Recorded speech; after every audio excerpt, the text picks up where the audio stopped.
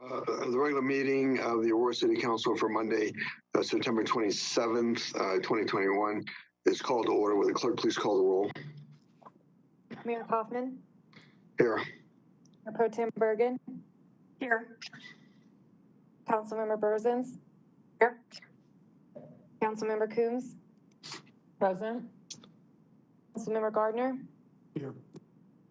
Councilmember Gruber? Here. Councilmember Hiltz?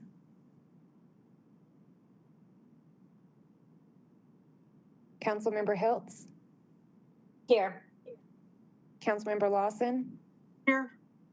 Councilmember Mercano? Present. Councilmember Murillo? Present. There's a quorum. Announcement for the public call-in line.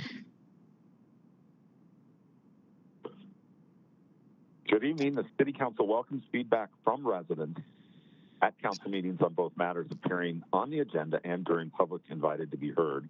For those watching on Channel 8, please call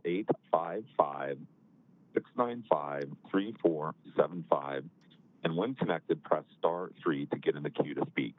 Don't forget the star. You will hear a prompt confirming you are in line to speak to an operator and then be able to continue listening to the meeting until the operator comes on to take down your name and the agenda item you wish to speak on.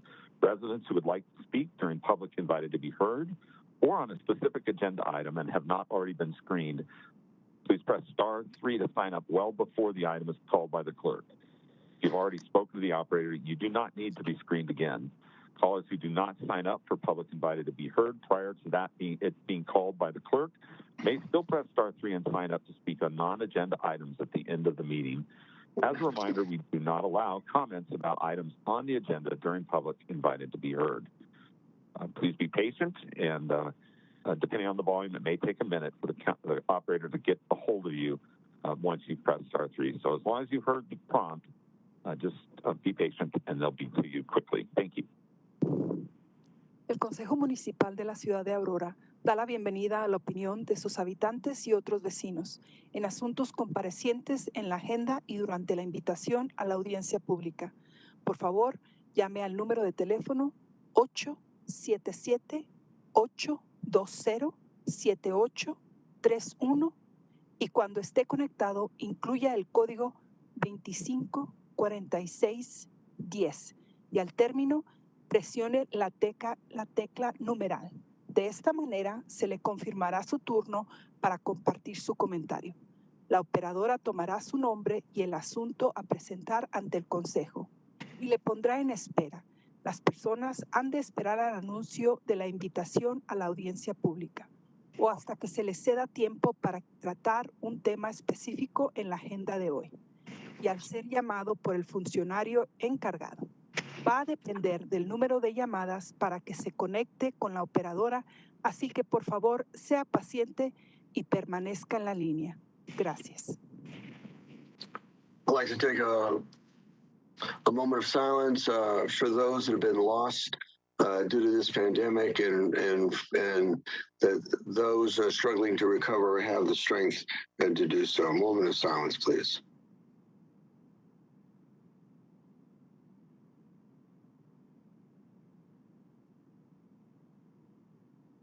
Would everybody please join me in the Pledge of Allegiance? Pledge allegiance to the flag of the United States of America and to the republic for which it stands, one nation, under God, indivisible, with liberty and justice for all.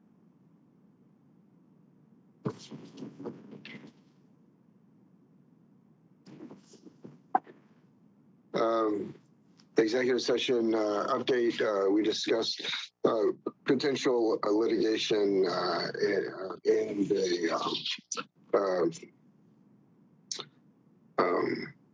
a potential agreement with the Attorney General's office.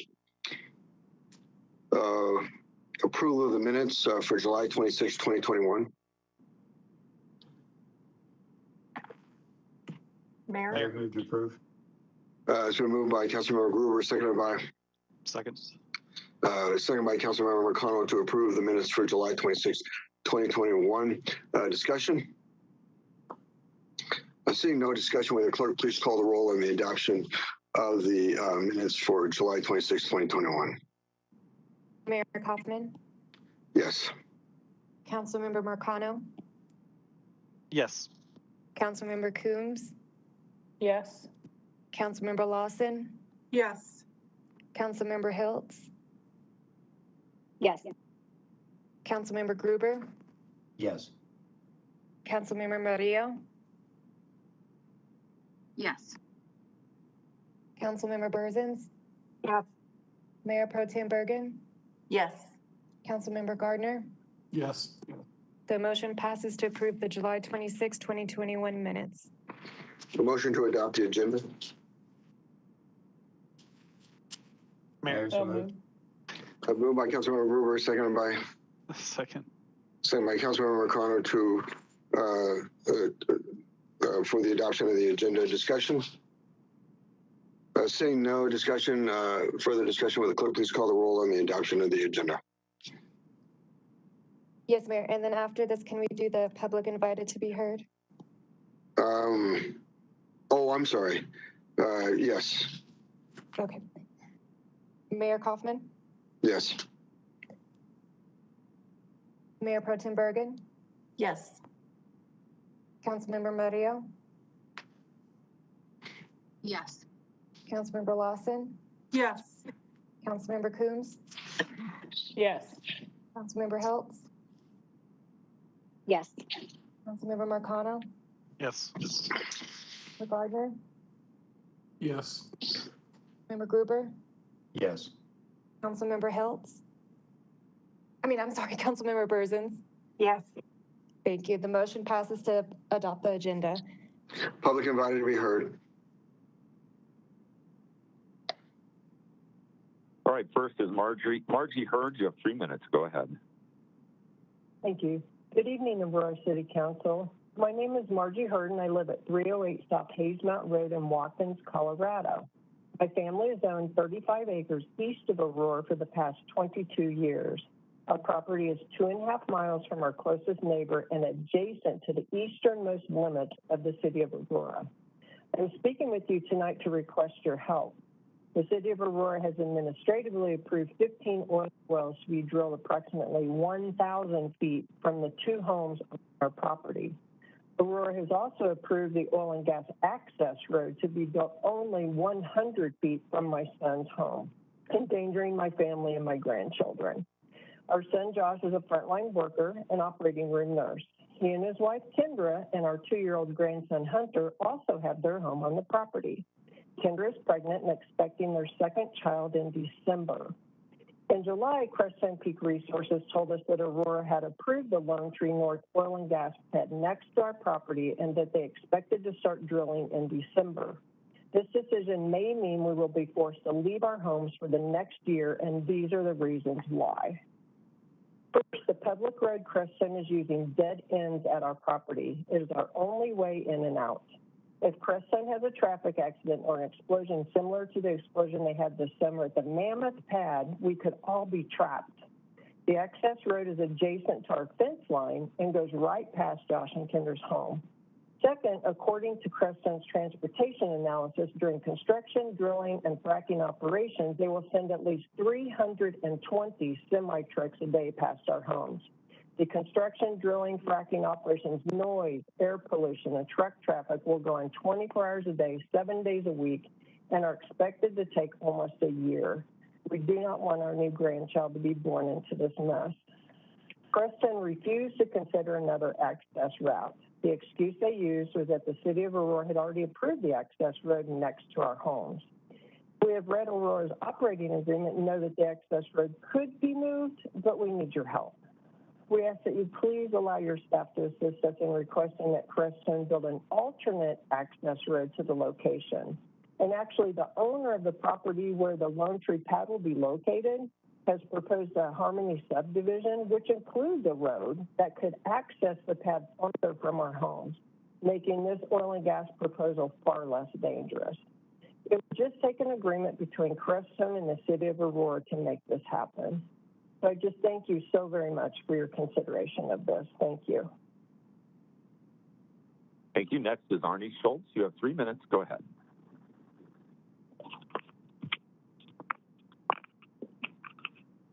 Mayor Coughlin, on September 21st, the 25th on his Facebook page, said that there are two very different approaches to helping those experience homelessness in the encampments.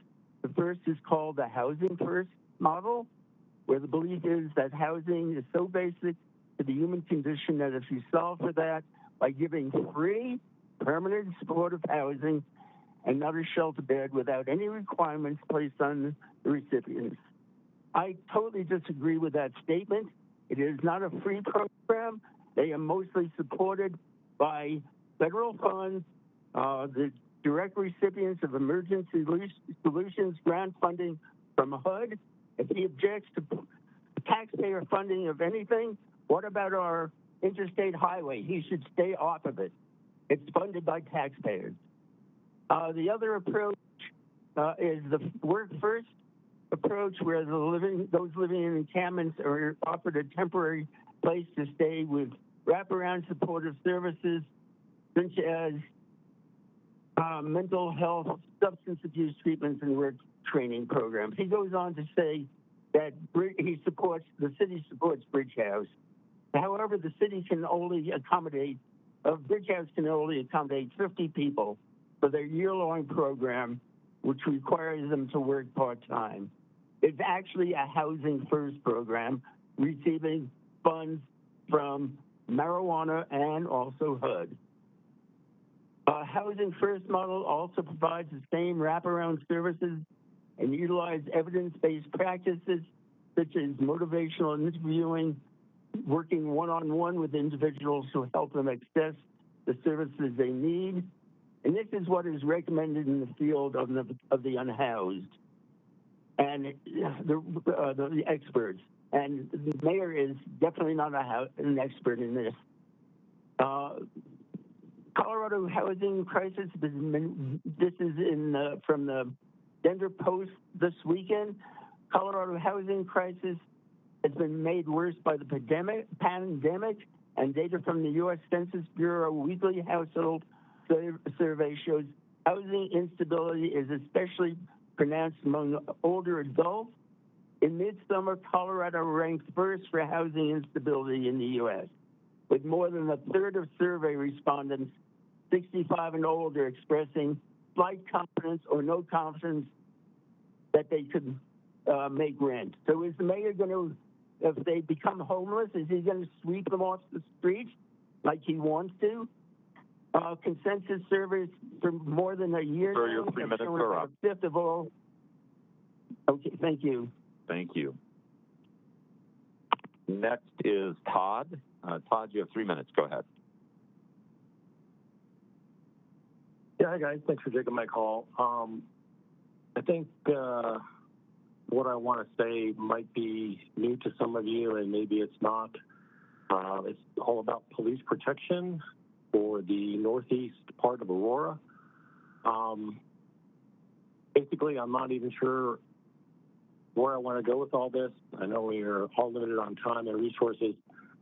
I guess I would encourage all of you to be conscientious of where the police are, what they're doing, and obviously what the recruit situation is. I've reached out to the police chief. I've not gotten the return calls, but the northeast part of Aurora is out of sight and out of mind, and I think that should be on your radar. I think it's very important because you have lots of new residents moving into this area, as well as businesses. And I can tell you that I do not see a lot of cruisers passing through anywhere from, 56 to 64th on north. And I guess I'd invite you to reach out to your law enforcement friends in Aurora and talk to them, as well as possibly the chief, and review the budget, because I think this is going to be a serious issue that you all need to look at. And I thank you for listening. Thanks. That concludes the folks that have signed up. Adoption of the consent calendar. And I would like to remove 10D and 10E from the consent calendar for a staff presentation. Mayor, Mayor, I can make a motion. Motion. To approve 10, Tim. yes, thank you. To approve 10A through 10C. Further discussion. Second, is there a second? Second. Been moved by Mayor Pro Tem, seconded by Councilmember Gardner, to approve the consent calendar item number 10A through 10A through 10C. Discussion. Seeing none, would the clerk please call the roll on the adoption of the consent calendar item number 10A through 10C? Mayor Kaufman, Yes. Councilmember Burzins, Yes. Councilmember Gruber, Yes. Councilmember Lawson, Yes. Councilmember Marcano, Yes. Councilmember Hiltz, Yes. Councilmember Gardner, Yes. Councilmember Murillo, Yes. Mayor Pro Tem Bergen, Yes. Councilmember Coombs. Yes. The motion passes to approve items 10A through 10C. Staff presentation on item number 10D. Good evening, Mayor and Council members. Terry Velasquez. This evening, we will provide a brief presentation outlining the two contracts listed in items 10D and 10E. The contracts are with Catalyst Public Affairs for community engagement services and with Atkins Global for program management services. The two contracts will assist staff in addressing the city's growing capital needs and aging infrastructure, and they are intended to work in sync to prepare for a possible future election related to the city's capital needs. The project team includes communications, finance, public works, and housing and community services departments. Next slide. In early June, the city issued two RFPs, one for community engagement services and another for program management services. 3 firms provided proposals for each of the RFPs. Following interviews with the shortlisted firms, the committee selected Catalyst Public Affairs as the top-ranked firm for community engagement services and Atkins Global as the top-ranked firm for program management services. And now I'll hand it over to Kim Stewart to discuss the community engagement contract. Good evening, Mayor and City Council. Wanted to just take a minute to let you know why Catalyst was selected and is recommended for Council's review and approval tonight. They are providing a very broad approach to strategic communications, community engagement, education, reaching diverse audiences, and public opinion research. We think that's a very important component of this.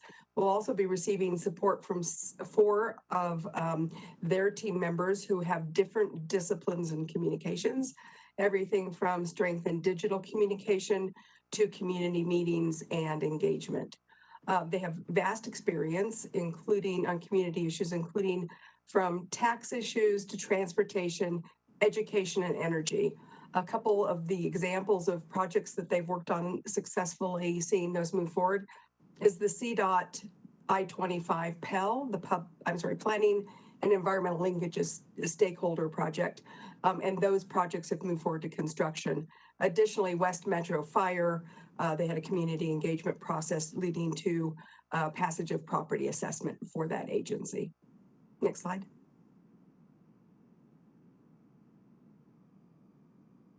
Thank you.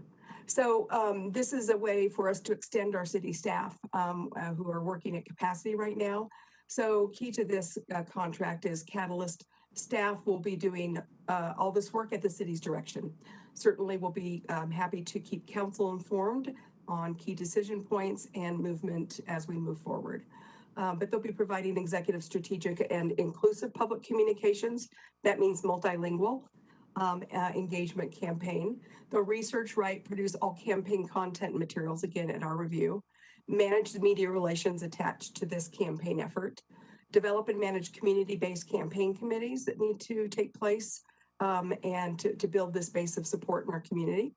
Guide ongoing communication with key stakeholders, of course, including council members and community influencers. Seek community feedback regarding ways to fund capital projects. Not only what do they want to see, what would their appetite be for supporting questions should those come to be, but how might those be funded? And then facilitate, publicize, and document community meeting outcomes.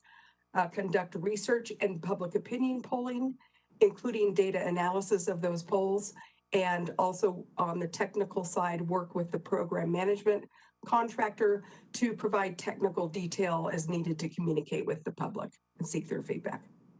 So I'm happy to entertain questions, and Cinnamon Watson from Catalyst Public Affairs is also on the panel, available should you have questions of them. Questions to staff?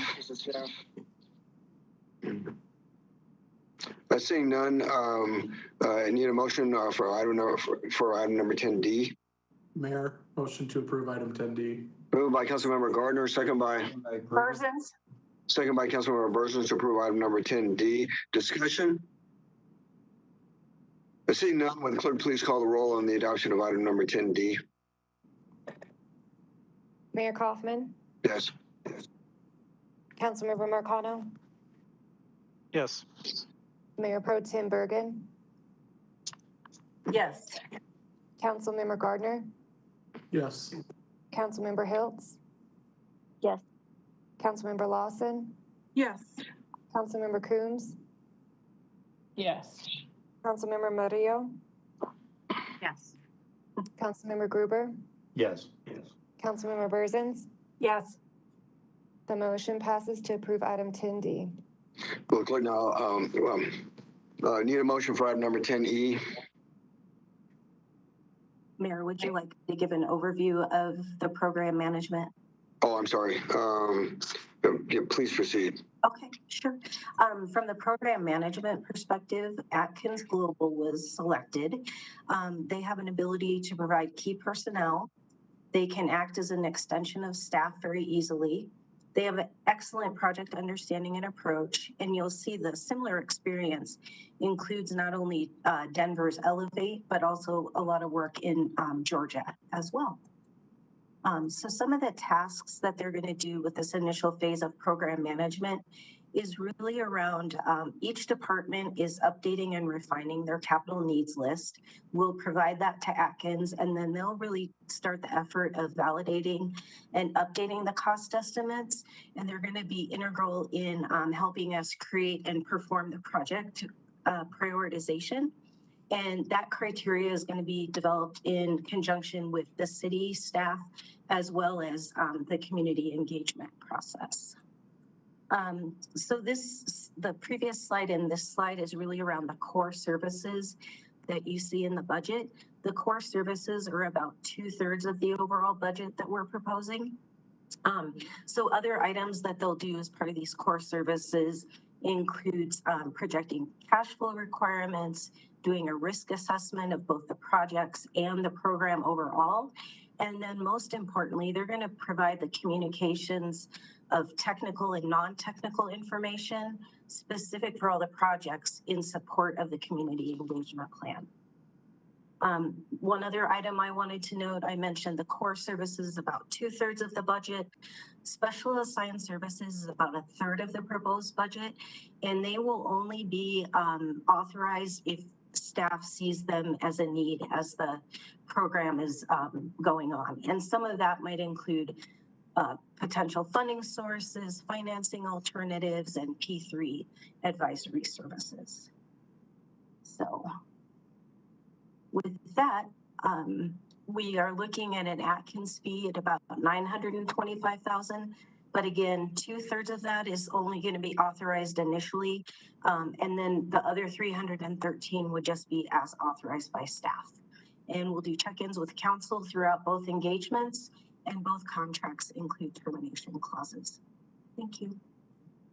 And just to add real quick, we did have a waiver reconsideration for both contracts, and just wanted to bring that to council's attention because of the timeline and the schedule. Questions of staff on 10E? A question, Mayor? Mayor Pro Tem. Yeah, on the budget that has to be approved by staff, the 300,000. It says in here, public-private partnership advisory services, including high-level evaluation for those opportunities. But if we went that route with a P3, wouldn't that be a very long, very detailed process? So I don't know, I guess I'm trying to figure out how they would, if they're making a high-level evaluation and then they came back and said, yeah, we want to go this route, then that's going to continue to add cost and time. Perhaps, and actually Matt Cerulli, who is with Atkins Global, is on the call today, and he could probably give some good insights as they are definitely the experts. So Matt, I don't know if you're available. Yes, ma'am. Can you hear me? Yes, Yep. ma'am. Okay. So the services that we quoted in regard to the public-private partnership is really a high-level evaluation of whether the projects themselves are good candidates for public-private partnerships. You are correct in that there would be a more in-depth, more elongated process for a public-private partnership type contract to put together for to go to market, if you will. But there is definitely a evaluation, high-level evaluation that can kind of scrub, if you will, the individual projects to see if they're good candidates or not. So would that portion of it only happen if after the voters, after it goes to the ballot for the voters on a particular, or you're going to identify projects, those go on the ballot? I'm not getting the connect with the P3. So the public-private partnership is purely just a project delivery method. Okay. Right. No, yeah, I'm familiar with that. Right. So as it would go to the ballot or other approval processes, we would take direction from staff or council, however that worked. We would just simply go through the evaluation process to identify a check mark, if you will, to say this project is a potential candidate if it has perhaps X, Y, and Z type criteria. And it involves probably a very high level 10, 20 criteria evaluation for the project, mostly focused around the revenue stream, potential revenue stream for that project. Okay, thank you very much. Further questions of staff? Seeing none, I need a motion on 10E. Mayor, motion to approve 10E with waiver of reconsideration. Moved by Councilmember Gardner to approve item number 10E with a waiver of consideration. Second. And seconded by Councilmember Gruber. Discussion? Seeing none, would the clerk please call the roll on the adoption of item number 10E? Mayor Kaufman? I'm going to recuse myself from voting on this. Councilmember Gruber? Yes. Councilmember Marcano? Yes. Mayor Pro Tem Bergen? Yes. Councilmember Coombs? Yes. Councilmember Heltz? Yes. Councilmember Lawson? Yes. Councilmember Gardner? Yes. Councilmember Berzins? Yes. Councilmember Murillo? Yes. The motion passes to approve item 10E. The time is now 7 p.m. Council will stand at recess until 7:05 to give staff the ability to do an announcement for the call-in line.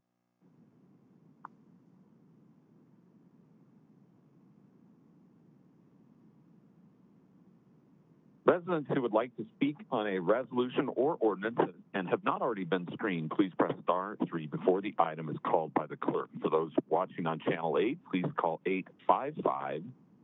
855-695-3475 to be connected, and then press *3. Council is taking a short break to allow any additional speakers to sign up. Again, please be patient and stay on the line until the operator is able to take down your information. As long as you hear the prompt after pressing star 3, you are in line to speak to an operator.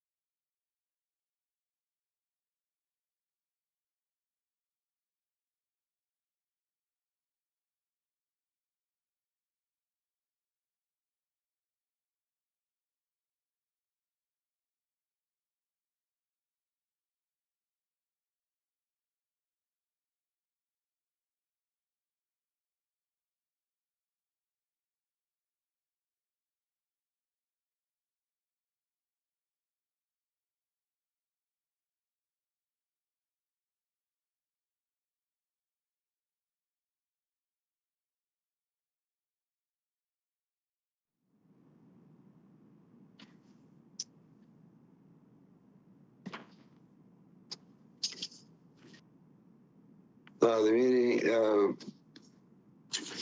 The meeting for September 27th of the Aurora City Council, the regular meeting is now called back to order.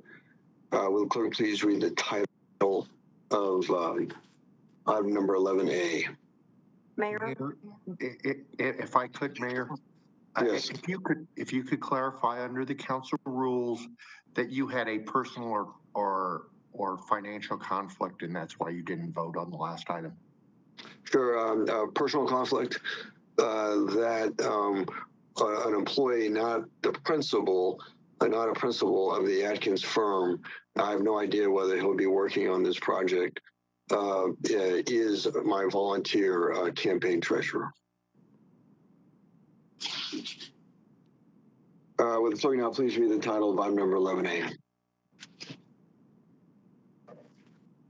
Item 11A is Resolution 2021-101, a resolution of the City Council of the City of Aurora, Colorado, expressing the Aurora City Council's support of the First Amendment to an intergovernmental agreement between the City of Aurora, Colorado, acting by and through its utility enterprise in the Urban Drainage and Flood Control District, DBA Mile High Flood District, regarding design and construction of drainage and flood control improvements for Sand Creek, Barrenmore Ditch, Adzion, and Billings Street. Brief presentation by staff. Good evening, Council and Mr. Mayor. What you have before you is an amendment to an existing IGA that the city has with the district. And the project that we're talking about today is located at the intersection of Zion Street and 32nd Avenue. And what the project really is to alleviate some of the flooding that is experienced on Zion Street. In large storms, we have overtopping, and it also backwaters basically impact some of the property lines along 32nd Avenue. So the original IGA was for the design of the improvements, and this was funded by the city and the district. And the cost for that original IGA was $200,000, funded on a 50-50 basis with the district. So the amendment that you have before you is for the construction of the works for the improvements, and the total for the construction is $500,000, and this is being funded wholly by the city, because this culvert that we are removing and replacing was really part of the city's stormwater program already. So in this case, we're just having the district serve as our extension, and they will conduct the construction work on our behalf. And this amendment is to transfer the monies for that construction. Motion. Mayor Persons. Councilmember Persons. Thank you. Move to approve 11A. Second. Second, Mayor. Been moved by Councilmember Persons, seconded by Councilmember Lawson to approve item number 11A. Discussion. Seeing none, seeing no further discussion, will the clerk please call the roll on the adoption of item number 11A? Councilmember Gardner, Yes. Councilmember Coombs, Yes. Councilmember Gruber, Yes. Councilmember Murillo, Yes. Councilmember Marcano,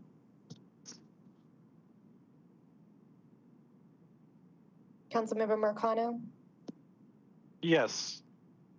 Councilmember Mary? Berzins. Okay. Yes, thank you. Councilmember Berzins, Yes. Councilmember Lawson, Yes. Councilmember Hiltz, Yes. Mayor Pro Tem Bergen. Yes. The motion passes to approve Resolution 2021-101. Will the clerk now please read the title of item number 15A? Item 15A is ordinance 2021-31, an ordinance of the City Council of the City of Aurora, Colorado, amending Chapter 6 of the City Code to update definitions and licensing and to allow marijuana hospitality businesses and retail marijuana hospitality and sales businesses within the city.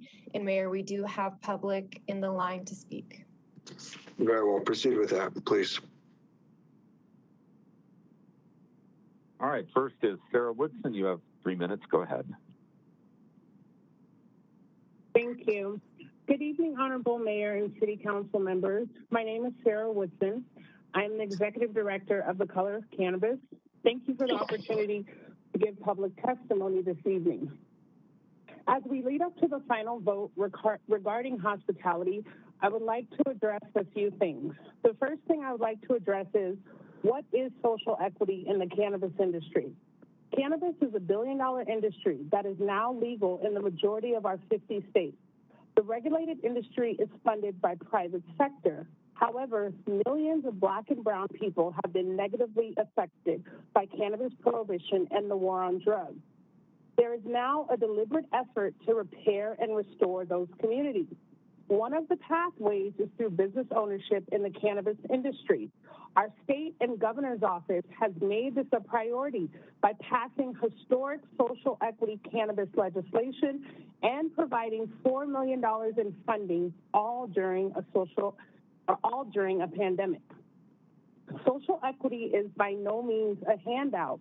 The program is not based on a protected class, and stakeholders were intentional about that.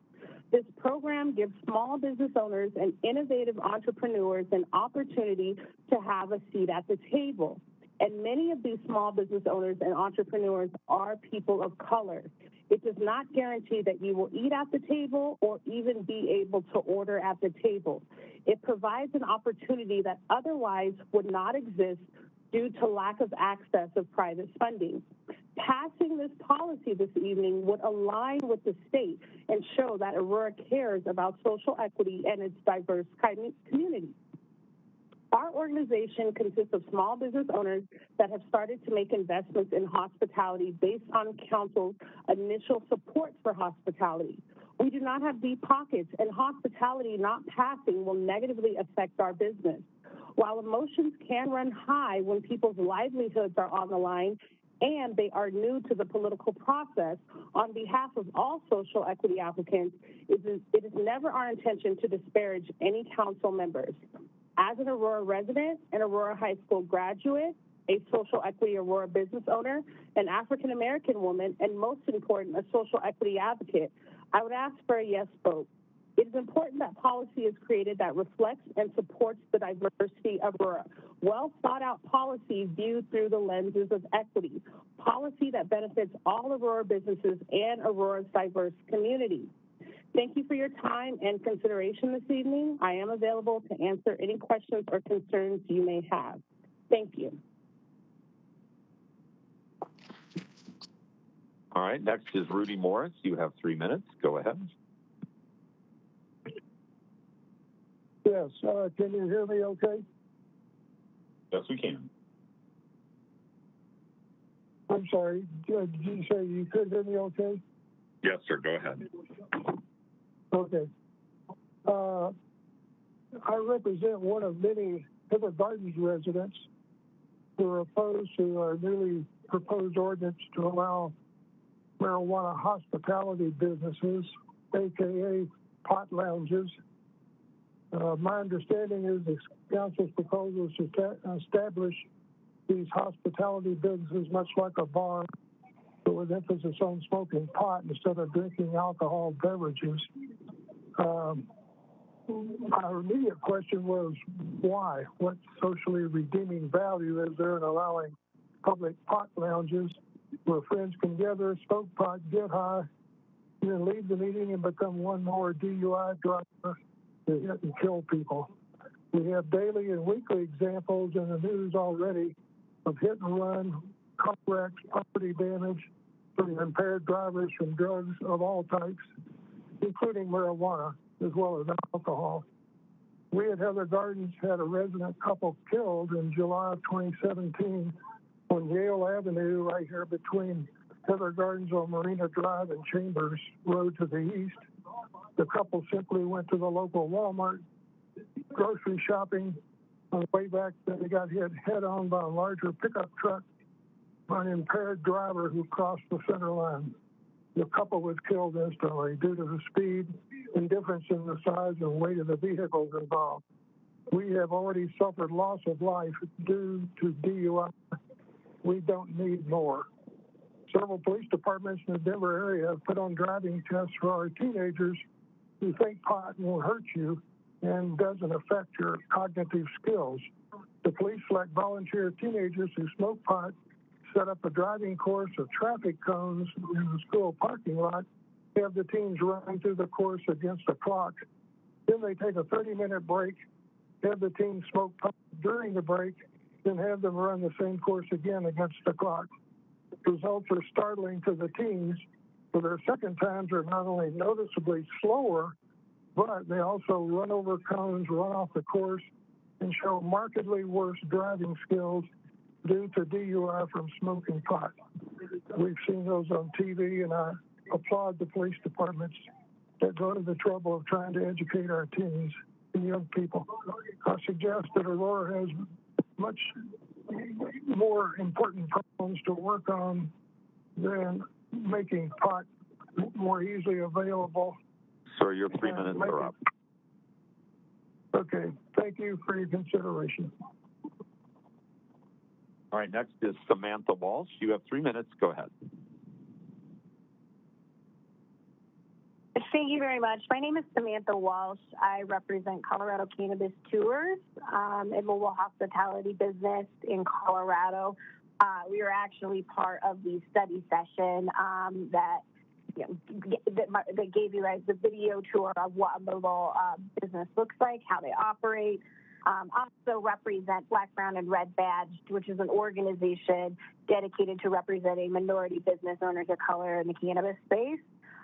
We want to echo what Ms. Woodson said earlier. I think she gave a wonderful and succinct perspective on what social equity means and to not only the state of Colorado, but I think what we're trying to do in our more diverse cities like Denver and Aurora, which is provide opportunities to communities who have been denied so in the past, particularly in an industry that was built off of their marginalization and oppression.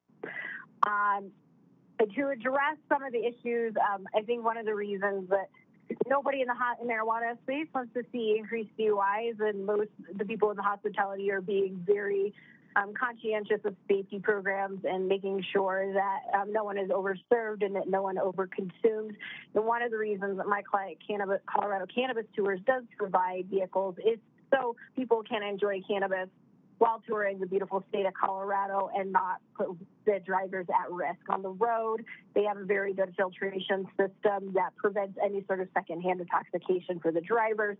They have a very good filtration system that prevents any odor from escaping the vehicle. So we applaud City Council's drafting on that part of the ordinance on Section 2. We also applaud the efforts to prioritize social equity for the hospitality and sales. We'd like to see that extended, of course, to non-sales hospitality venues, but understand that, you guys are doing a really great job doing what you can in order to accommodate the needs of existing businesses as well.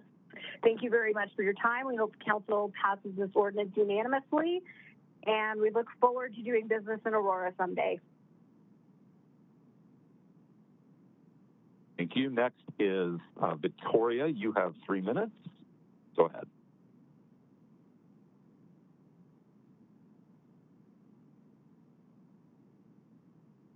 As I'm a native of Colorado, Lawson, back in 2015, you stated our city should offer support for small businesses so they are able to flourish and partner with the other businesses, ensuring that they are successful and stay in our community. The road toward building a successful city ensures that everyone has a voice in the city's decision-making process. We may all be different, but we all want to live in a city where we feel connected to our leadership. In order to voice our concerns and issues that affect us, our families, businesses, and neighborhoods, there are a lot of hardworking individuals in the city of Aurora that we are given that opportunity. Dreamy Illusions, which is my company, I'm a CEO, we would like that same opportunity to flourish as a small business in Aurora and to bring change to our community along with diversity. We as Dreamy Illusions want mobile hospitality in Aurora to be a place where cannabis users can gather socially and consume marijuana in a safe and regulated environment. We would never create a business that will bring harm to our own community for financial gain. We love the city of Aurora.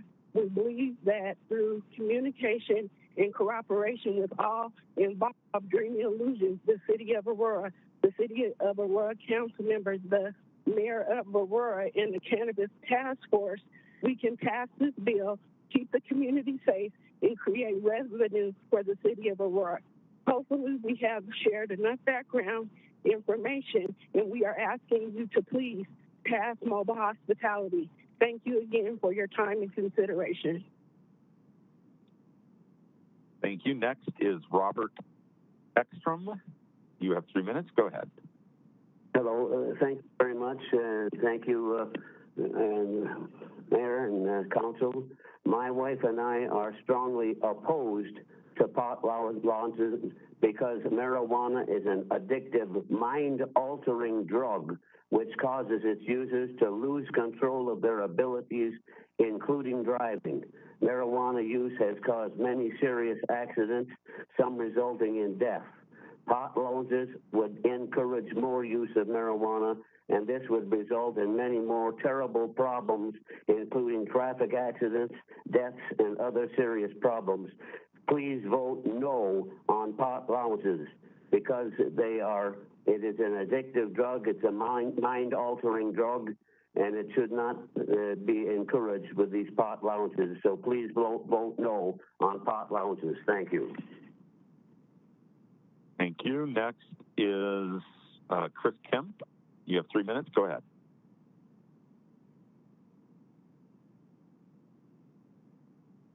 Good evening, Aurora Council. My name is Chris Kemp, and I am a social equity applicant. Today, I'd like to consider voting yes to allow cannabis hospitality in Aurora. I'd like to bring to the attention that yes, the social equity does not guarantee success on any level. It is just an opportunity to be able to enter the cannabis industry with little or no guidance and very little support. I honestly do believe that by voting yes upon to allow these such hospitality services, that it will generate a more wealthy environment and allow for safe and honorable consumption. Aurora will now have safe, licensed, and regulated establishments for residents, tourists, and other Coloradoans to consume cannabis legally. And as a Aurora resident, I look forward for these businesses. People will no longer have to consume outdoors and public places, and it's a beneficial move for public health and safety for the city. So at this moment, I am asking City Council to move forward with cannabis hospitality business in Aurora with social equity provisions. Respectfully, my name is Chris Kemp, owner operator of Hero Wellness Delivery. Thank you.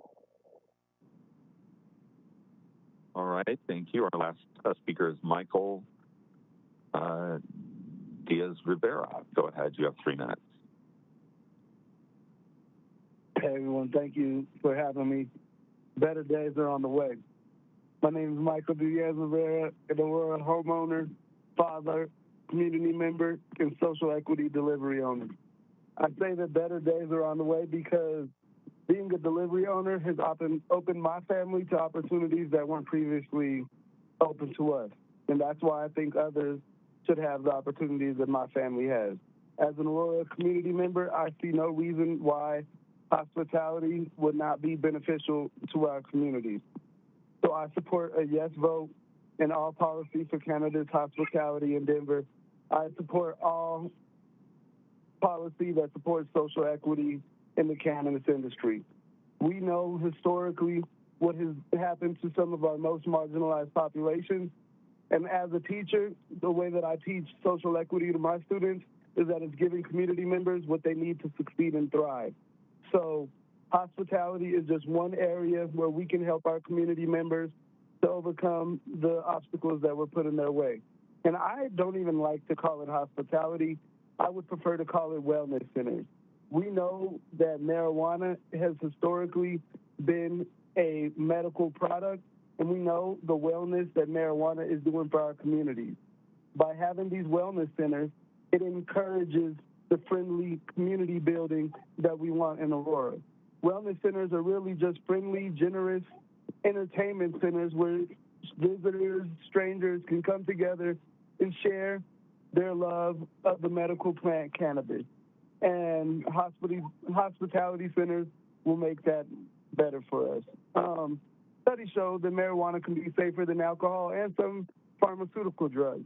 So once again, I just want to say I'm a vote in support of hospitality centers. This is as a social equity Denver business, Aurora business. I'm actually in Denver and Aurora. Delivery coming. Better days, y'all. Better days are on the way.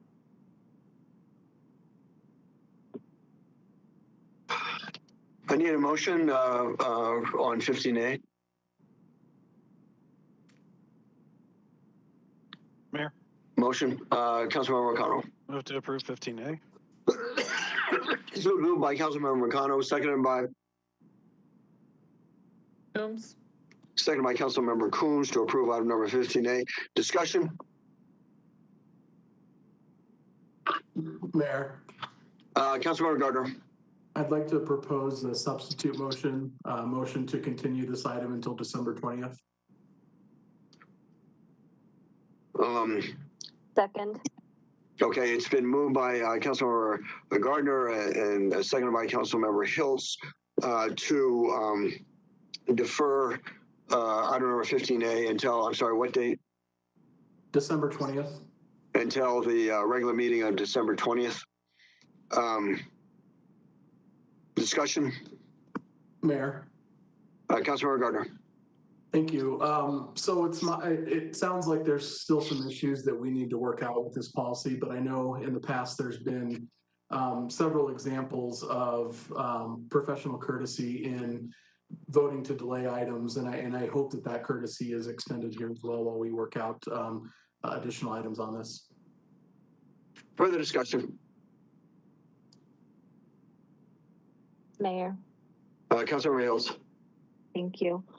Yeah, I support continuing this. I won't be here December 20th, but I'm fine with continuing it. That as a professional courtesy, I do know we've done that in the past. So if that's something that Councilmember Gardner would like to do, I'm happy to support that. Just a quick question of City Attorney's Office. If that will be another city council, a newly formed city council, can you defer a matter to another council to decide? Yes, you may. It's setting it to a date specific, so you may go to a brand new council as well. Very well. Further discussion?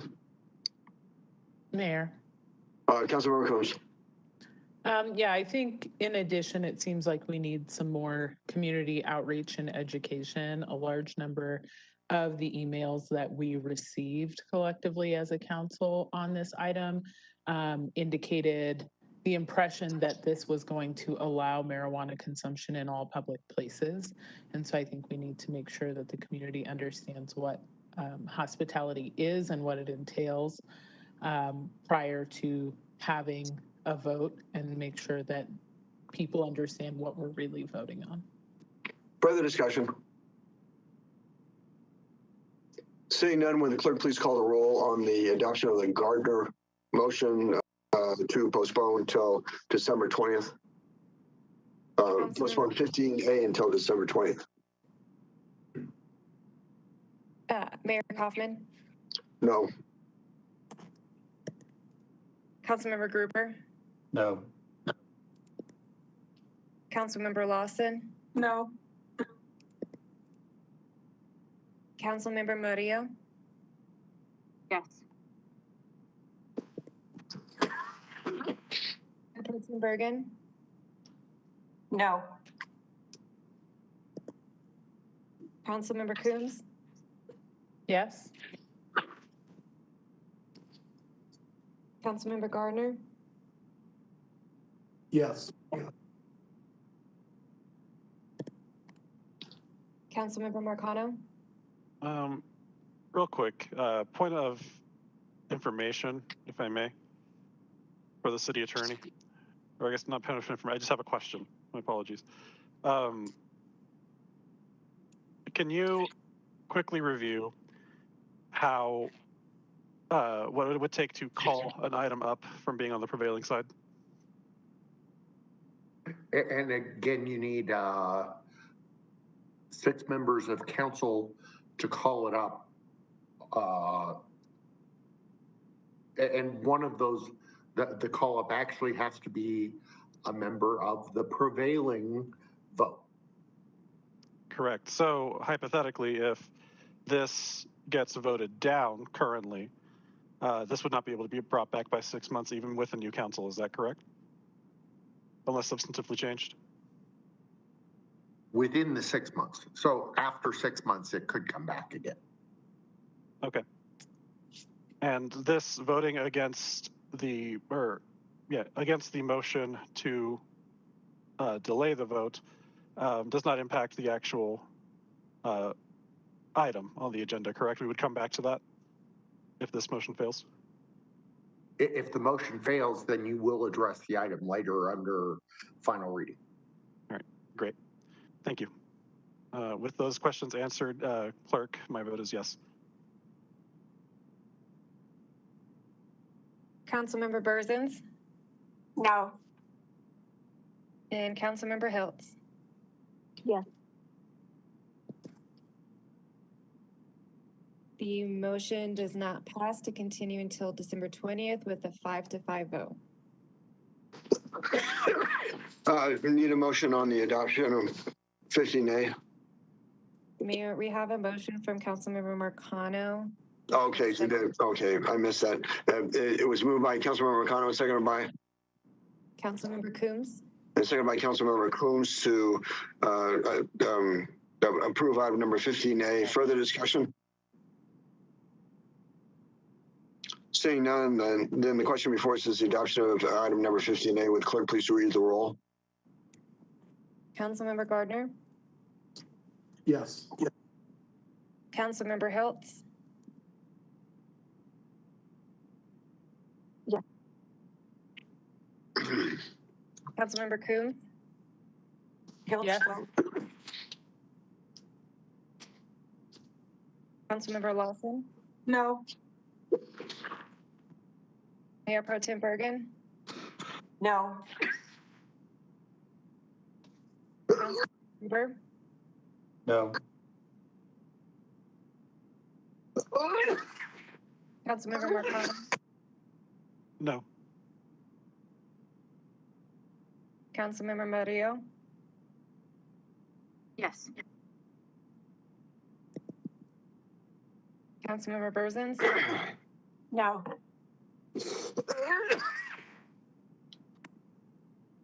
Mayor Kaufman?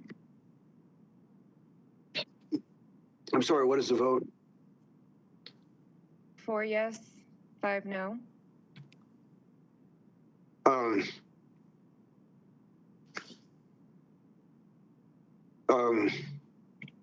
If this is the second time that it would tie, right? So it tied previously, so another tie vote or would result in it failing. And Mayor, you don't have to vote if you don't want to. Okay. The mayor will abstain from voting. Quick correction, Katie said 4 yeses, there's 5 yeses. Let me call back what I have. I'm sorry. Marcano voted no. I voted no. Oh, With the intent to call this He voted no after- so he could be on the prevailing side. Correct. Mayor Pro Tem Bergen voted no. Councilmember Burzins, Councilmember Gruber, Councilmember Lawson, and Councilmember Marcano voted no. Is that correct? So it's 5 no's, 4 yeses. Councilmember Coombs, Gardner, and Hiltz, and Murillo, I have as yes. Okay, mayor votes no. Point of order. Councilmember Coombs. Can't the mayor only vote on ordinances to create or Oh, break a that's tie? correct. That's correct. I stand corrected. It's to make or break. So the mayor abstains. Mayor Dave Gruber. Councilmember Gruber. I just want to point out for those that are watching is you just watched some raw politics. What's going to happen now is that Councilmember Marcano, since he voted against his principles and voted with the people that he's disagreed with on every vote, has now set himself up to bring this item back following the election, as opposed to following standard procedure where you would wait 6 months. So when you talk about raw politics and you talk about voting against your morals, this is exactly that. Mayor. Okay. Okay. I mean, I probably should allow that. I'll allow you as a response because it was not in order. But proceed, Councilmember McConnell. I do appreciate that, Mayor. Yes, just to clarify, I did in fact use parliamentary procedure for the intent of advancing equity in our city. So I do fully intend to bring this back after we have a council that hopefully is not susceptible to reefer madness threats. So thank you, Councilmember Gruber, for bringing that up. Okay. So would the clerk please state the outcome? The motion did not pass to approve item 15A with 5 no votes and 4 yes votes. Will the clerk now please read the title to item number 15B? Item 15B is ordinance 2021-34, an ordinance of the City Council of the City of Aurora, Colorado, amending the Unified Development Ordinance in order to address zoning classifications of marijuana hospitality businesses and to update the definitions accordingly. Am I correct that the staff explanation of item number 15A also applies to item number 15B? That is correct. Okay, motion on item number 15B.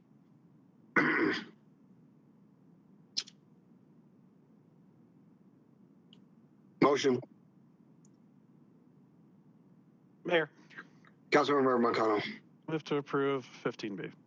It's been moved by Councilmember McConnell, seconded by Coombs. Councilmember Coombs to approve item number 15B. Discussion? Gruber. Councilmember Gruber. Yeah, I just want to give everybody a heads up. You're going to watch that same disgusting behavior again. Further discussion? Mayor. Councilmember McConnell. You know, it's a typical Republican thing to deflect when people actually use parliamentary procedure to benefit working people and try to advance equity causes as opposed to, you know, use it to tank popular legislation. So I'm happy to do this, and I will do this anytime I can to advance equity in our city. Thank you. Further discussion? Mayor. Councilmember Gardner. I'd like to make a substitute motion to continue this item until December 20th. Again, as I stated previously, every council member on this call has previously voted to continue items, even if they disagreed with the policy out of professional courtesy. And it's, I hope that I'm given the same courtesy, though I doubt I will be based upon the results of the last vote. Been moved by Councilmember Gardner to postpone item number 15B until December 20th, 2021. Is there a second? Second. And seconded by Councilmember Coombs. Discussion on the Gardner motion? Mayor. I have a question.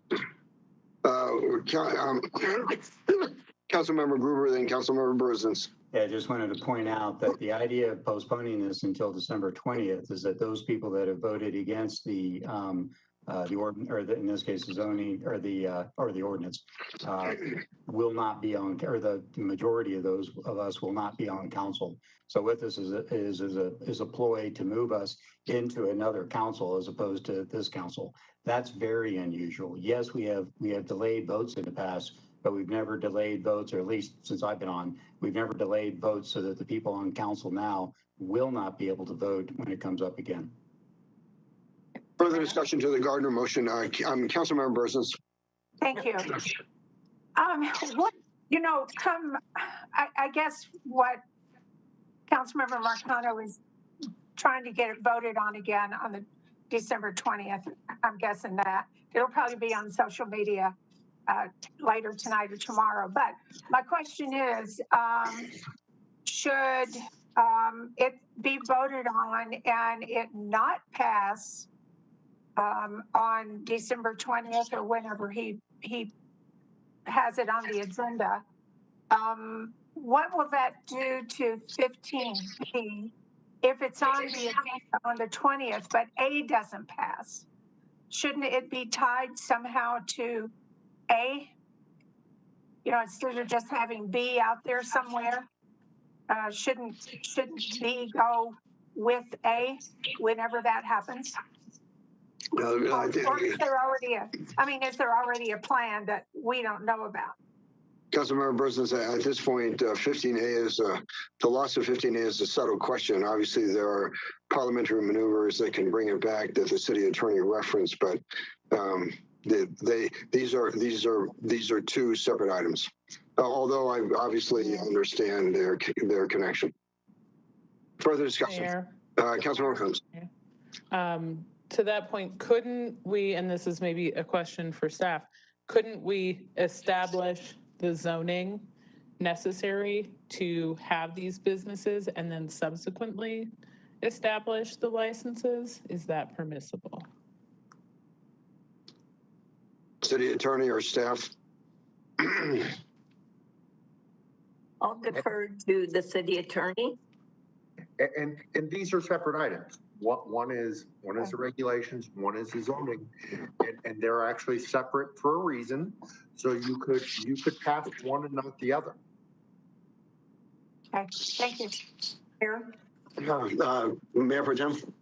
Yeah, I just want to point out, similar to what Councilmember Gruber stated, we've used parliamentary tricks or whatever you want to call them in the past to be on the prevailing side so you could bring something back, but never to change a council, to completely do this during a different council. I just think it is, personally, for me, it's unethical because you are not honoring the council that went through all the study session and the last vote and again tonight's vote. I think it's really just dishonorable.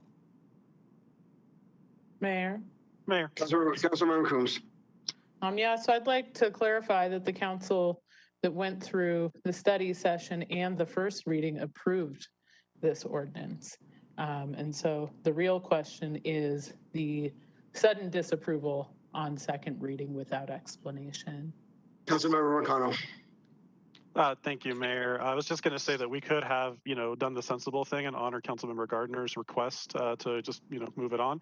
But since we didn't do that, I will, again, gladly use any tricks at my disposal to... We've not voted on Councilmember Gardner's. The previous vote failed, Mayor. And right, but we're on 15B and we haven't had that vote yet. Okay, great. Further discussion on the Gardner motion. Mayor, I just want to get, because Councilmember Coombs, she seems to always do this. If you remember Councilmember Coombs from the study session all the way through, I've been a no. So if you're referencing me, that's not accurate. And I actually stated why I did not support this. So, make sure you put your facts out correctly because I was a no all the way through. Mayor? Further discussion, Councilmember Combs. Councilmember Lawson, I was not referring to you because I know you've been a no this whole time. I apologize if you took that personally, but you did not change your vote. Okay, please. No, I did not. Okay, further discussion. Mayor? On the Gardner motion to 15B. Mayor Pro Tem. So we're voting on delaying it again. Correct. Right. You know why? Because I know some members of this council have been kind of bullied and given, well, I shouldn't say bullied, I should say pressured to change their votes. And here we are, people are trying to stand by their own principles and vote their own conscience. And yet, we're doing these delay tactics and we're going to be on the prevailing side so that we can call it up. And it's just, again, it's just not ethical. Further discussion on the Gardner motion. Mayor? Councilmember Hills? No, Murillo. No, Councilmember Murillo. Just to clarify, the date for Councilmember Gardner is, would you repeat the date one more time? It's December 20th. 20th. Okay, so just to clarify, if people are upset that I support, like in the last vote, pushing it, to offer the professional courtesy, among other things, and just supporting it as a policy. But folks have made some pretty nasty comments towards Councilmember Marcano, hoping to accomplish a similar outcome. But I haven't heard that same accusation or that really terrible language towards Councilmember Gardner. Wouldn't approve either way, just for the record. But just for that parity's sake, the sponsor's asking to delay till after the election as well. So if we're going to be, if your error, if your opinion still carries through, that's great. But I've heard some really, one-sided comments towards Councilmember Marcano, when it sounds like Councilmember Gardner and Councilmember Marcano are in effect asking for the same thing through different procedures that we are allowed to use as council members in our rules. Further discussion on the Gardner motion? Seeing none, the question before us is the Gardner motion to postpone the vote on 15B until December 20th. Would the clerk please call the roll? Mayor Kaufman? No. Councilmember Gruber? No. Councilmember Berzins? No. Councilmember Lawson? No. Councilmember Hiltz? Yes. Councilmember Murillo? Yes. Councilmember Marcano? Yes. Councilmember Gardner? Yes. Mayor Pro Tem Bergen? No, again. And Councilmember Coombs? Yes. The motion does not pass to continue the item to December 24th with a 5-5 vote.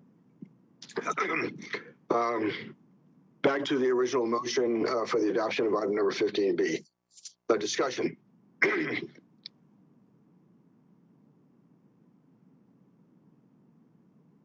Seeing none, would the clerk please call the roll on the adoption of item number 15B? Councilmember Berzins? No.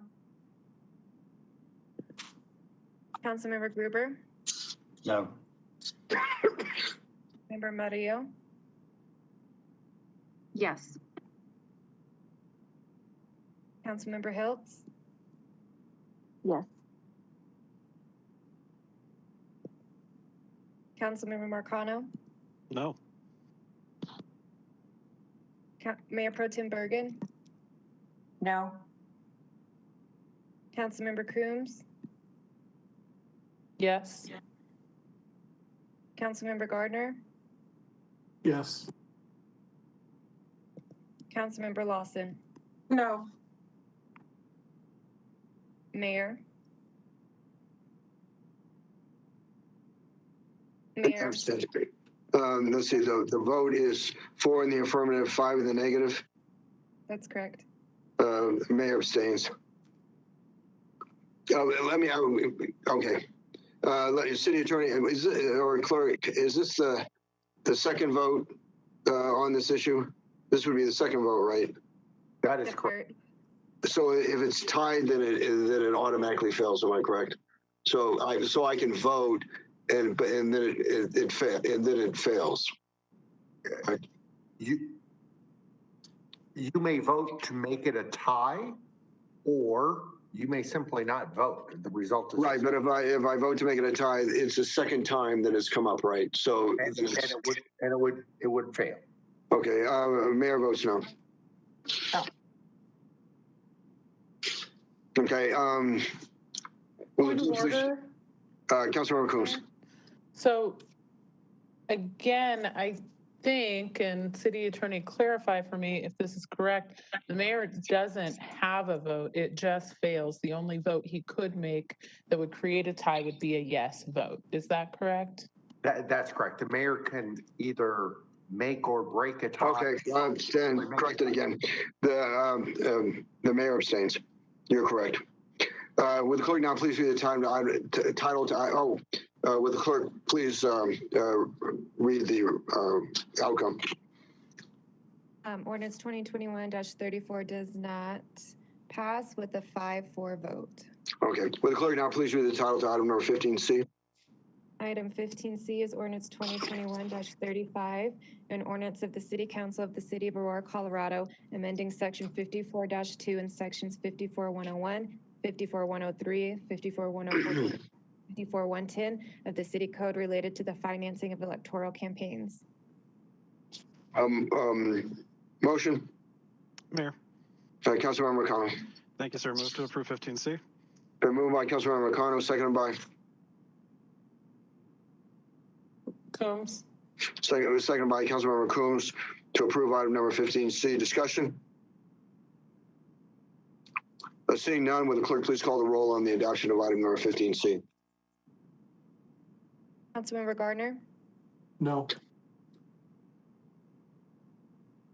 Mayor Pro Tem Bergen,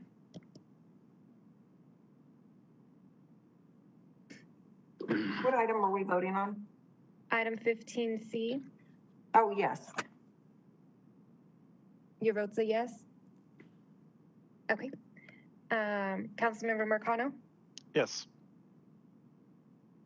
Councilmember Coombs, Yes. Councilmember Lawson, Yes. Councilmember Gruber, Yes. Councilmember Berzins, Yes. Councilmember Hiltz, Yes. and Councilmember Mario. Yes. The motion passes to approve ordinance 2021-35. Will the clerk now please read the title to item number 15D?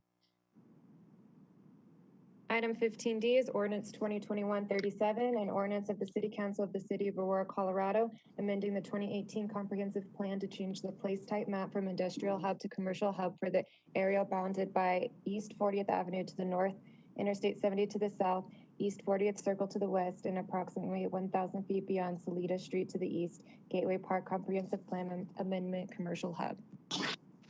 Brief presentation by staff.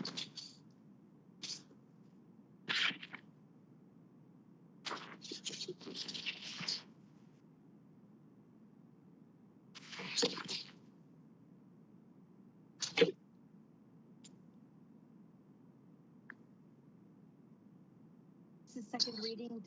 Does the mayor still want a presentation by staff? A brief presentation. Okay. This is a request to change the subject area from industrial hub to commercial hub in order to facilitate the future development of transportation-oriented design in proximity to the Pena Boulevard and 40th Avenue interchange and the Gateway Park Regional Transportation Station. Motion. That concludes my presentation. Mayor Berzins. Councilmember Berzins. Thank you. Move to approve 15D. Moved by Councilmember Berzins, seconded by Gruber. Bergen. Councilmember Gruber to approve item number 15D. Discussion? Seeing none, will the clerk please call the roll on the adoption of item number 15D? Councilmember Hiltz,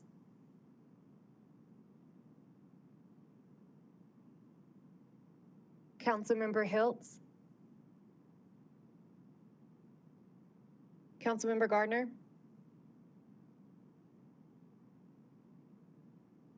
Yes. Councilmember Coombs, Yes. Councilmember Marcano, Yes. Councilmember Gruber, Yes. Mayor Pro Tem Bergen, Yes. Councilmember Lawson, Yes.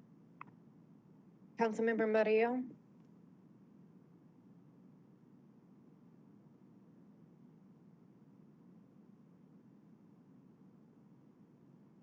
Sorry, issues over here. No. Councilmember Berzins, Yes. and Councilmember Hiltz. Yes.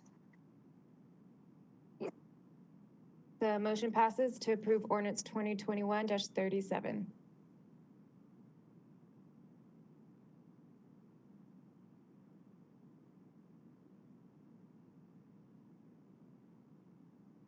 I'm sorry, Mayor, you were muted.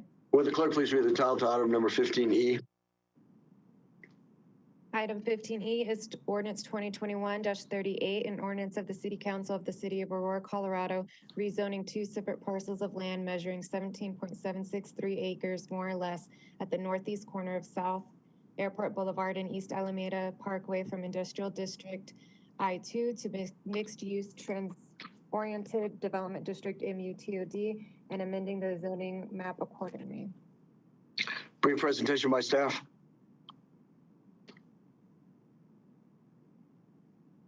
The applicant, Paul's Corporation, is requesting to amend the zoning map to facilitate, or excuse me, from I-2 Industrial District to MUTOD Edge Subdistrict to facilitate the future development of transportation-oriented design on approximately 17.76 acres.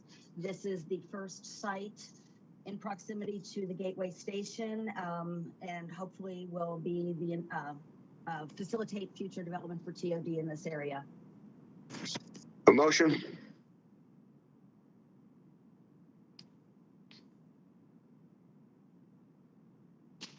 Mayor, a motion to approve item 15F. Moved by Councilmember Gardner, seconded by Point of order. I meant 15E, I'm sorry. All right. Okay. It's been moved by Councilmember Gardner, seconded by Mayor, second. Second by Councilmember Lawson to approve item number 15E. Discussion? Seeing no further discussion, would the clerk please call the roll on the adoption of item number 15E? Mayor Pro Tem Bergen? Yes. Councilmember Gardner? Yes. Councilmember Burzins? Yes. Councilmember Murillo? No, and actually, not sure on a procedural note, I meant to vote no on this item and yes on the last item. So just for the record, City Clerk. Oh, okay, thank you for clarifying that. Thank you. Councilmember Coombs? No. Councilmember Lawson? Yes. Councilmember Marcano? No. Councilmember Hiltz? No.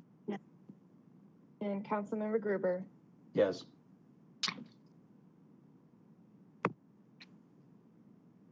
Okay, I have 4 no votes and 5 yes votes.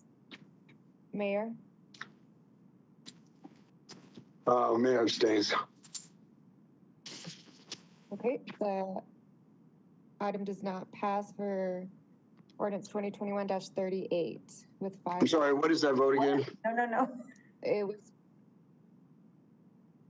I have 5 yes votes and 4 no. Councilmember Coombs, Murillo, Marcano, and Hiltz as no. Okay. Mayor? So Mayor, you can make. Mayor. Well, I can make a tie, but that kills it. Yeah. I would have voted yes. So I'm abstaining. Would the clerk please read the title to item number 15F? Mayor, point of order. Councilmember Burzins. Don't you have to give us a reason why you're abstaining? No, because it's to make or break a tie. So I would be a yes vote on this. And so, but being a yes vote merely when, let's see, it was, how many yes votes were there? There's 5 yes. Yeah. No. So I really can't vote. Yeah. Okay. All right. Thank you, Mayor. Mayor Pro Tem. Yeah, actually, you don't need to abstain on those where you're making or breaking a tie. Right. Right. Okay. That's correct. Okay. Will clerk now please read the title to item number 15F? Item 15F is Ordinance 2021-39, Ordinance of the City Council of the City of Aurora, Colorado, amending the 2018 Comprehensive Plan to change the place type map from emerging neighborhood and commercial hub to industrial hub for the area bounded by East 56th Avenue to the north, the future Harvest Road to the west, the future Powhatan Road to the east, and the future 48th Avenue to the south. Be a presentation by staff. This is Brandon Camerata, Planning Manager. As mentioned, this is a comprehensive plan map amendment request being initiated by the city to change the map designation from emerging neighborhood and commercial hub to to industrial hub. And the new land use designation is consistent with the underlying zoning for the parcel. Staff did not receive any objection to the proposal from the landowner themselves or surrounding landowners. And it is the same land use designation that exists, that being industrial hub to the north and the east. That concludes the presentation. Motion on 15F. Mayor, move to approve 15F. Been moved by Councilmember Gardner, seconded by? That was Gruber. Moved by Councilmember Gruber, seconded by? Gardner. Second by Councilmember Gardner to approve item number 15F. Discussion? Seeing none, will the clerk please call the roll on the adoption of item number 15F? Councilmember Gruber, Yes. Councilmember Hiltz, Yes. Councilmember Coombs, Yes. Councilmember Murillo, Yes. Councilmember Gardner, Yes. Mayor Pro Tem Bergen, Yes. Councilmember Berzins, Yes. Councilmember Lawson, Yes. and Councilmember Marcano. Yes. The motion passes to approve Ordinance 2021-39. The report by the mayor.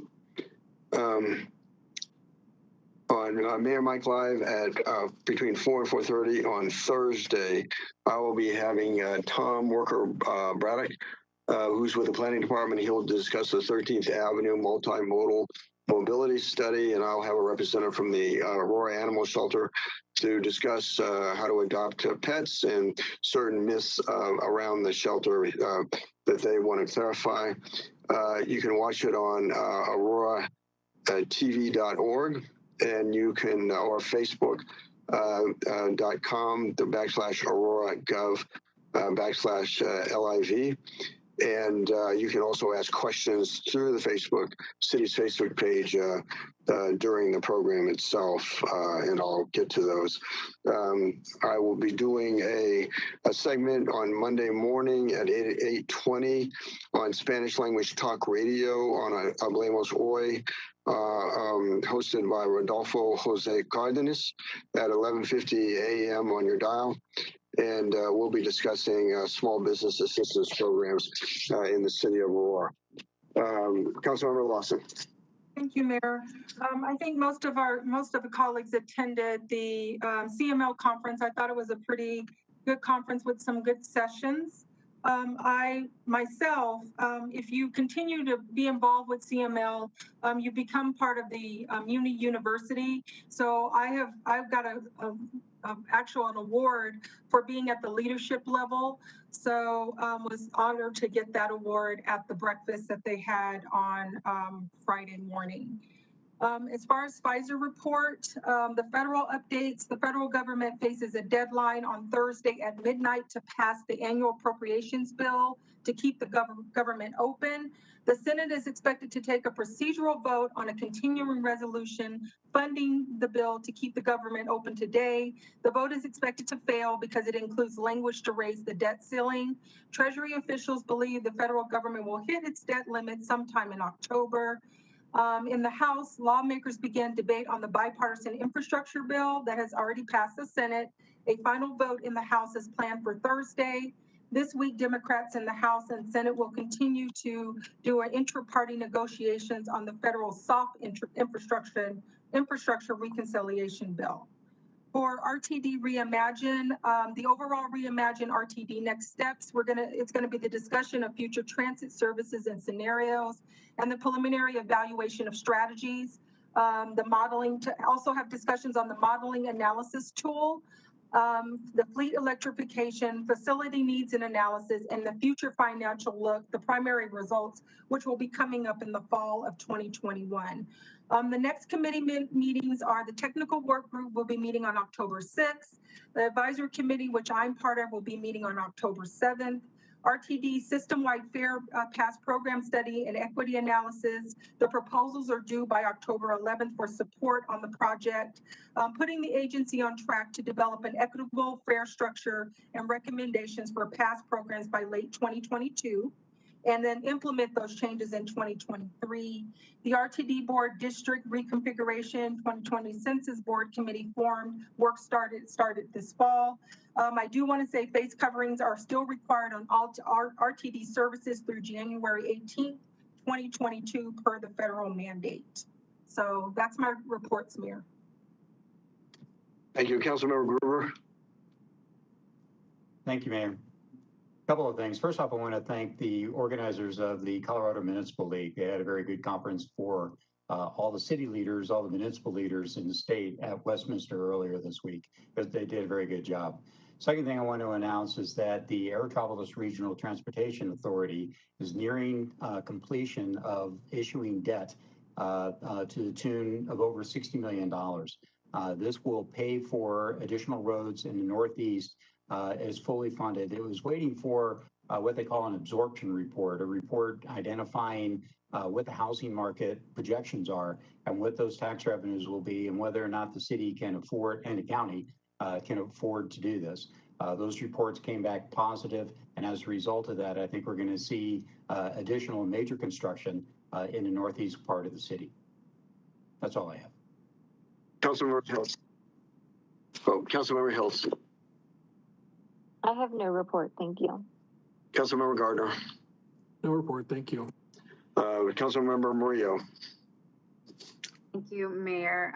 Just wanted to let everyone know we had our second hybrid town hall this last month. I'm hoping to be able to continue that moving forward. It's we're still working out the technological kinks, but meeting one, we had to pass around a Bluetooth little headpiece. Version 2, we actually had our TV Aurora 8 folks help set up a configuration. So I'm really excited that we're increasing our ability to engage folks. Some folks, obviously wanted to be in person, and some folks are still not entirely comfortable with that. So I was really happy to see that move forward. I've been wanting that actually since before COVID, but I think COVID kind of forced us to work out the technological part of that. So I just wanted to say that. Additionally, at my last town hall, we talked about elections. We know that there's an election coming up in just 5 weeks or so, and we had our city clerk talk about the process, about getting on the ballot, and a bunch of other things as well. And I just wanted to share some of the information that I'd learned. As you know, we have our election in odd years where turnout is generally lower. And I think the numbers of 2020 compared to 2019 really highlight that contrast. So in Douglas County, the overall turnout for, and this is for the entire county, not necessarily just the Aurora portion, but it's still a good example. So Douglas County, the overall turnout was 91% in 2020.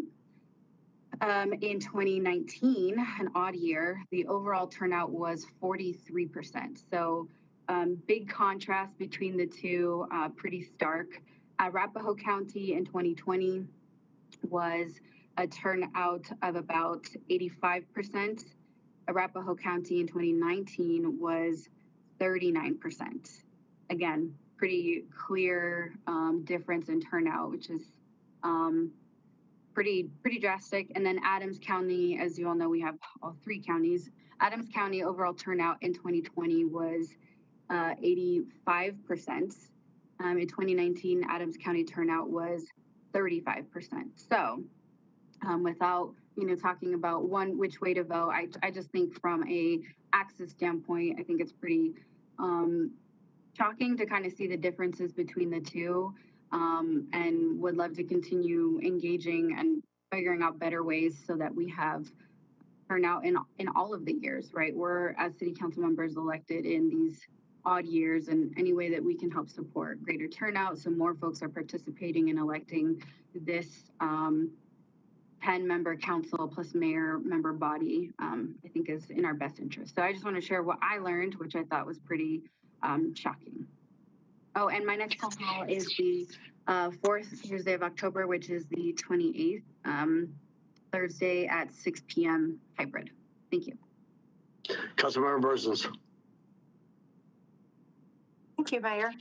I did want to remind everybody, speaking of voting, this coming Wednesday night, as in 2 nights from now, we're having our Aurora candidate forum, and it will be the candidates from wards 1, 2, and 3, and all the at-large candidates. Well, I say all. We never know who's going to show up and who's not going to show up until they get there. So hopefully they'll all be there. But you can watch it on auroratv.org. I think you can probably watch it on Facebook Live. You can also watch it on your Comcast 880 or whatever you're used to watching the city council meetings on. It will be on that. Plus, it would also be played over and over and over all month until the end of October. Excuse me. So I think you probably would want to see that because there's been so little information out, so few candidate forums that you're going to get a ballot, and I hope you will know, what to do, and because you've heard them speak. So remember that from 5 until about 9. It starts at 5 o'clock, and it'll go until about 9. It is virtual. So you won't be able to go in. It's usually at the city building, but not this year for residents to come in. So you'll have to watch it on TV or on your computer somehow. So I'm looking forward to that. The Accelerate Colorado trip is coming up October 6th through 8th. And that is when we go to Washington and actually have one-on-one meetings with our lawmakers in Washington and get them familiar with Colorado's needs. And of course, those of us from the city that go, make sure they hear from us as to what Aurora needs. And it's a chance to get to know them and get them to talk to us one-on-one. So that's a good trip. But before I get off, I want to congratulate again Councilmember Lawson for being on the executive board of the Colorado Municipal League. She worked hard for that, and she has a lot more meetings to go to than we do. So congratulations, Councilmember Lawson. Okay, Councilmember McConnell. Thank you, sir. So Aurora Sister Cities, we had our board workshop earlier this month where we set goals for the coming year. So the organization's finances remain strong, and we have some exciting grant opportunities in the works. And we're also working on a diversity, equity, and inclusion plan for the organization looking into the future, and also strategies to improve organizational visibility in the coming year, hopefully as COVID restrictions lighten up, or rather COVID hopefully gets under control, we'll be able to do some larger events and get folks excited about Sister Cities. So I actually was joined by the mayor this morning at a groundbreaking at The Point for an affordable housing development on the southeast corner of Parker and Peoria. I'm really excited to see that break ground, and I'm looking forward to it coming to fruition over the next couple of years. And it is my hope that it is the first of many, many more to come in Ward 4 and throughout the rest of the city. As you all know, we have a massive housing deficit, especially when it comes to affordable housing or even workforce housing in our city. So I'm hopeful that we're on the right path to correct that deficit. And our final Ward 4 meeting of the year is going to be at the Stampede on Thursday, October 14th at 6:30 p.m. We will be in person, and I will be working on a better quality digital attendance setup for that. And we're going to have an at-large candidate forum. So be sure to attend so that you can ask the folks running to serve on city council your questions before you fill in your ballots. So it should be good. I think so far I've only gotten a response from one of the 6 candidates, or 7 candidates rather, that's running at large. So hopefully more show up. And with that, have a great night. Mayor Pro Tem Bergen. Thank you, Mayor. Did you skip me? Uh-oh, I'm in trouble. Councilmember Coombs. Thanks. No worries. I know we all want to get out of here. I'll try to be quick. So the next Ward 5 Town Hall meeting will be October 6th at 6 p.m. at Heather Gardens. And like my colleagues, I will be trying to improve the hybrid capabilities and the sound, since I heard that it was a little hard to hear on the last one.